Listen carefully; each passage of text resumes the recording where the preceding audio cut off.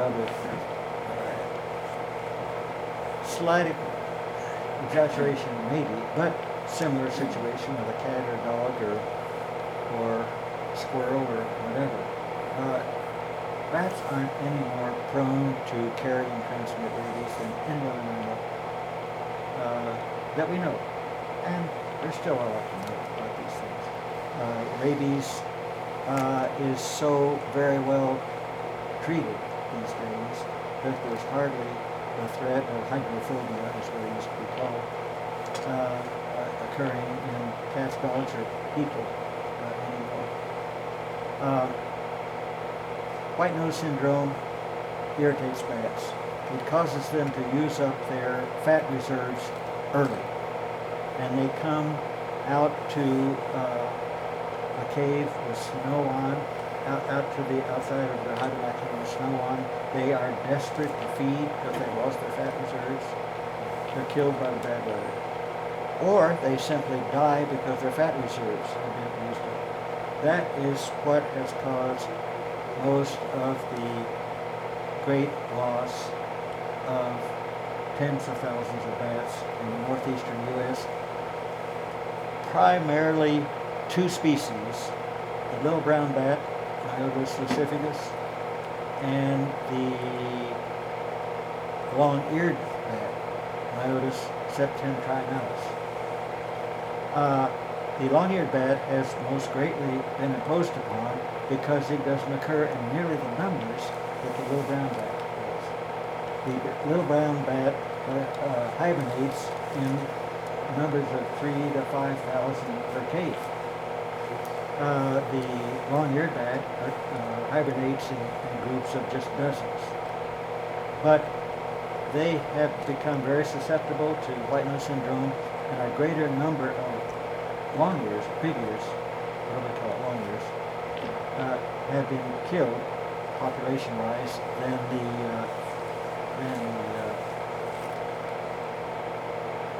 little brown bat. As we speak, there is a much reduced influence of WNS on bats than there used to be 10 years ago. The unfit are being imposed upon by this fungus, and the fit probably are less imposed upon, meaning that the fit are resistant to the influences of the fungus. And fit breed fit. Unfit die and don't transmit their genes. Charlie Darwin told us this 156 years ago. Darwin's birthday, by the way. Oh no, it was the 12th of February. We had a big celebration. We're going to have another celebration on the 14th of March, of course. Pizza pie day, right? All right. Charlie, you're running out of time to show your slide. That would be to your advantage. Be to my advantage? Yeah. What good are they? They eat bugs. About as equal in their consumption of bugs as dragonflies. Dragonflies, daytime, bats, nighttime. The upside of everyday folks wanting to be friendly to bats is, let's have them, because they eat mosquitoes. Believe it, but don't tell anybody that they really don't eat mosquitoes. Moths and small beetles are their primary food, plus true bugs like stink bugs. But moths and small beetles are their primary food. There's been quite a lot of interest in scatter analysis, guano analysis these days, and there's an expert in Indiana that's continuing with a bunch of string mosquitoes. And all they're finding are feet and antennae and mouth parts of beetles and moths and stink bugs, and maybe occasional true flies, that is house flies and so forth, but not mosquitoes.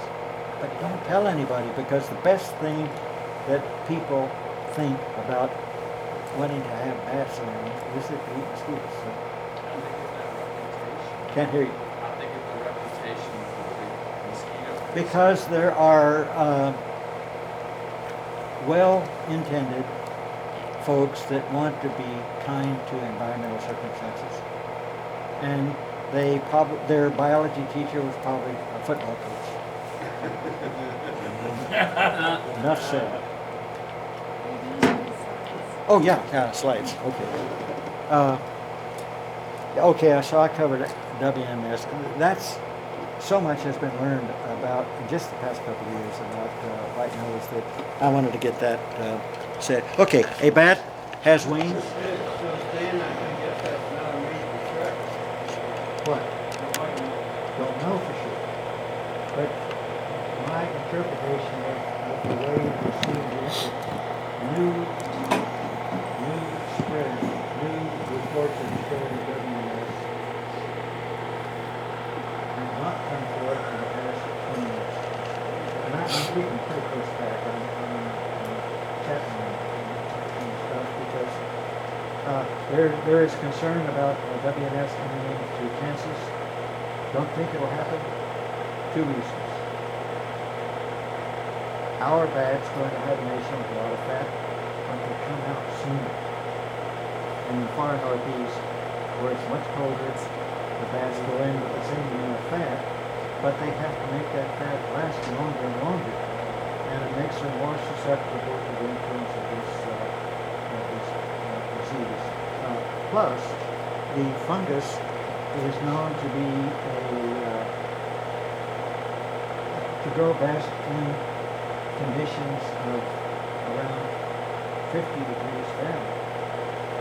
Our cave bats, and there's only one species of cave bat that is likely to even come close to encountering WMS through fungus, and that is the cave mortis found in the Northeast. No other bat that we know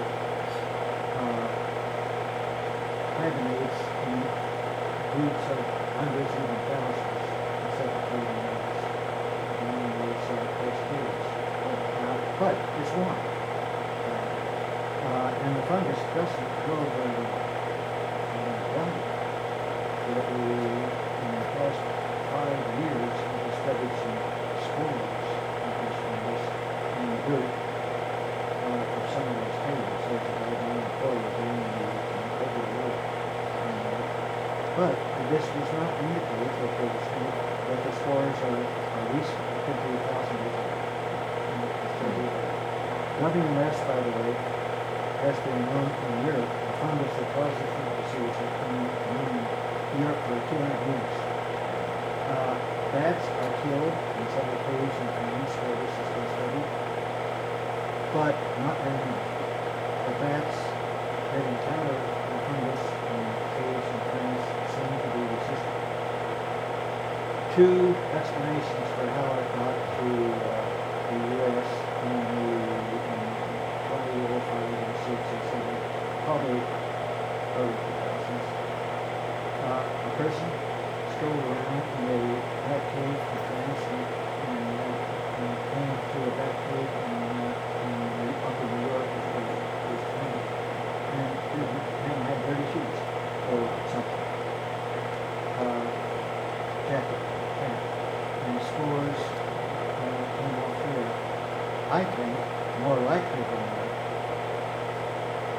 the sites for this disease was first encountered was less than 50 miles away from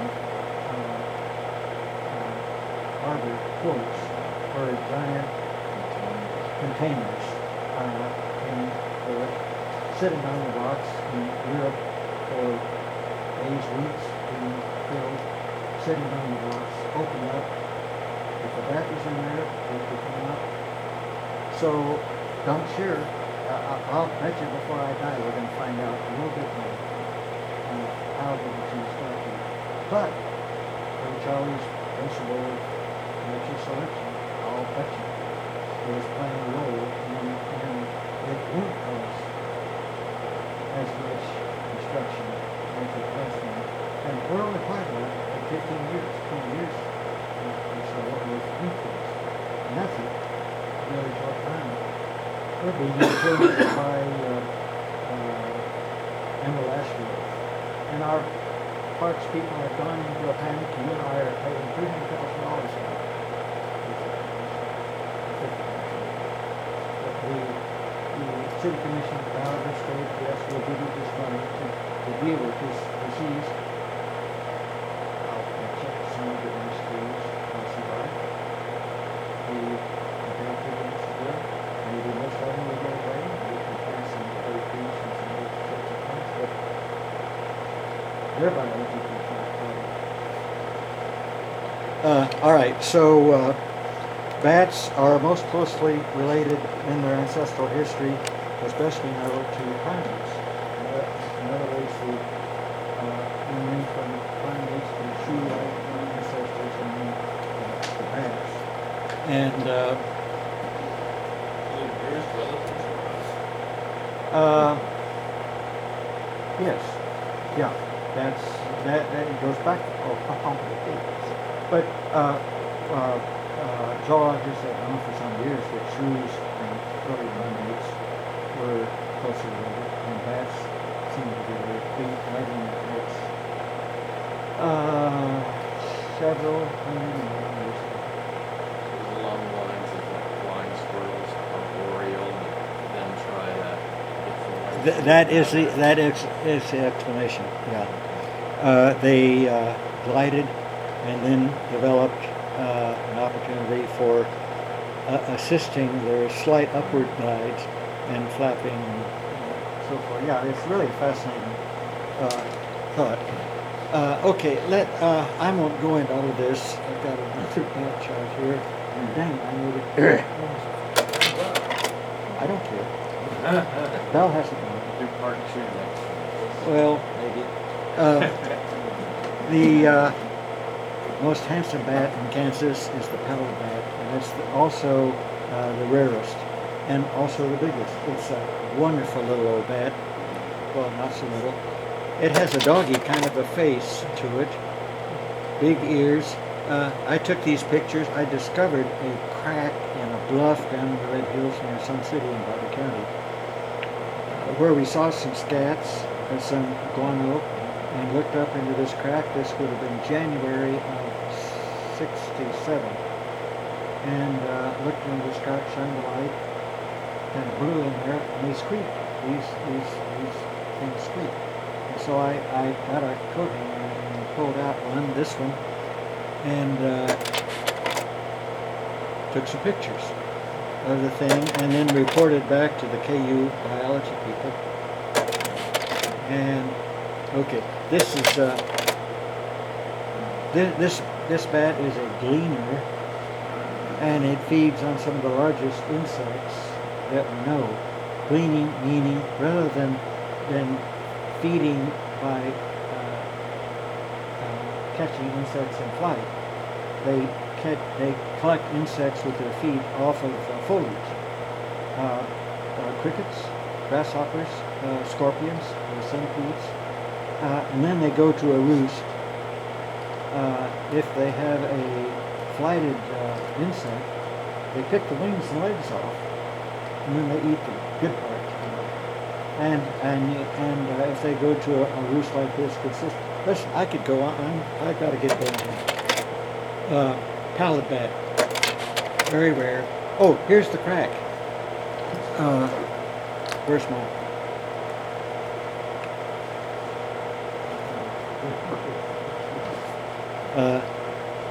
That's the bat crack. My buddies are now calling it the Roth Memorial Bat Crack. Which is, I guess they're buddies, I don't know.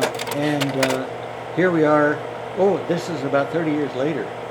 And Ken Davidson is holding the old geezer up there looking with a flashlight in that crack for bats. Okay, hoary bat, a migrator, only very uncommonly found here, but it's one of those that the cat will drag in if possible. A fairly large bat, pretty cosmopolitan. Matter of fact, this species we assume was blown by a storm over to the Hawaiian Islands, and it's the only native mammal in Hawaii, on the Hawaiian Islands, in the state of Hawaii. It has teeth. What's say? It has teeth. Oh yes, all bats have good teeth. Yes. Okay, here's the red bat. This is a male individual, handsome, puggy little face. They eat small insects. And this is a female. They have a hoariness to their pelage, a frostiness to their pelage. But notice the small Are they related teeth. anyway to mouses? No, not in any way. Mice are rodents, and rodents and bats are very distantly related. Rodents have just been particularly successful, so bats, and compared to the carnivores, for instance, and the hoof mammals and so forth, and the other major groups. Here is a lady red bat with two babies that are pretty old, and roosting in the more firm foliage. I got my cheat sheet because I forgot what these are.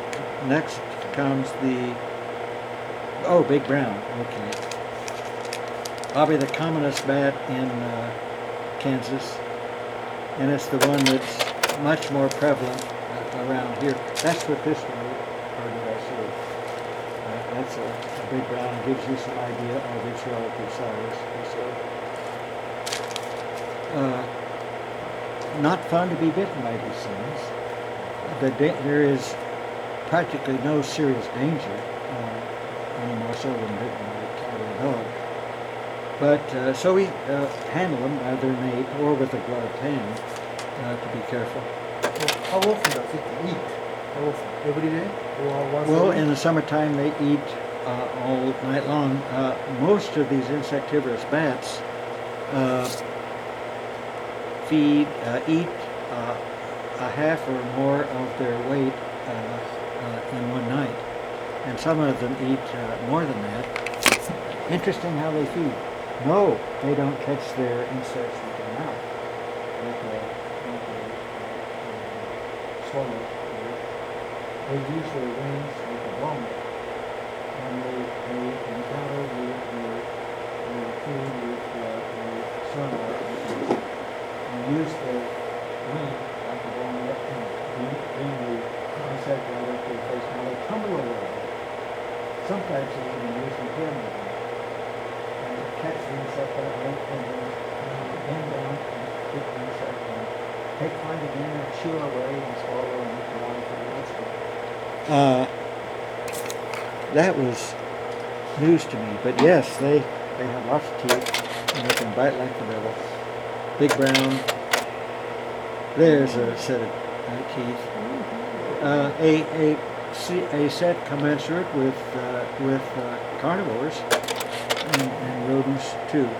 The smallest bat in Kansas is let's see, we call it the tricolored bat now. It's and it's the only other one that we have year-round here in Douglas County. Hard to find where they are in the wintertime. We're really not sure, but they're thumbsicles. That's why that picture. And there's another one. And another solitary. They have orangish pink wing bones. That's one way we tell them when they're roosted solitary. They're down in the red hills also. Here's a cluster of big-eared bats, strictly down in the red hills caves. They are called big-eared bats because they have big ears. But they'll coil. This is a picture of them. Look. They have a heck of a series of ridges on their snout, which apparently helps in channeling sound waves to their ears. There's one. That was the summer of 1960. We were down at the Bat Crack, in fact, with a bus of little kids. And here is one showing how in the wintertime, when they're hibernating, they wrap their wings around themselves. They're just cuddle, and they coil their ears like ram's horns. They're really cute. So they can be solitary or gregarious in their hibernation. This is a silver-haired bat, a very rare migrator through here, and let's see, this is going to be a little brown, I think.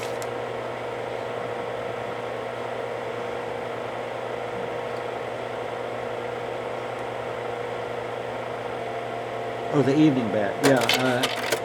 Also a rare one, and I won't try to dwell on those, but they're migrators.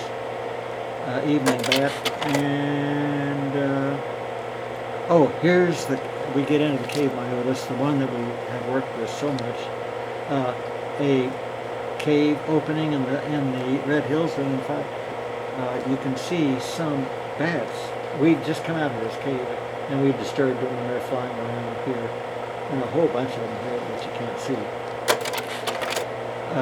Here's a cluster of how those bats gather in hibernation in the wintertime.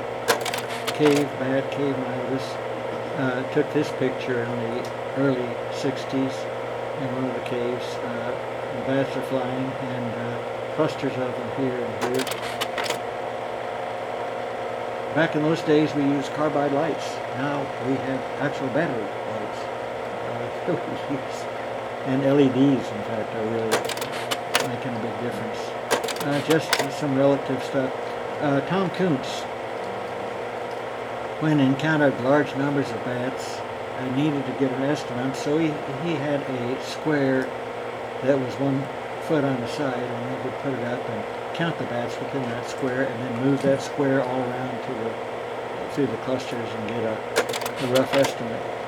Here is a harp trap that we set up in a barn. You can't see it very well, but a fine fish line there, and the bats would hit the fish line, go into the bag at the bottom, and we would pick them out. And then weigh them. And here's Tom Kuntz, by the way. This was his dissertation work. Here's strings of bands. All these bats were being banded. Long story there, but gotta go. A single. Here's some more cave bat, and a single cave bat, cave myotis. And there's one for comparison. Oh, the ring my wife gave me. Thank you. Grateful. Okay, let's go on to the little brown, I think. Is next. I don't have many of those because it's very uncommon in Kansas.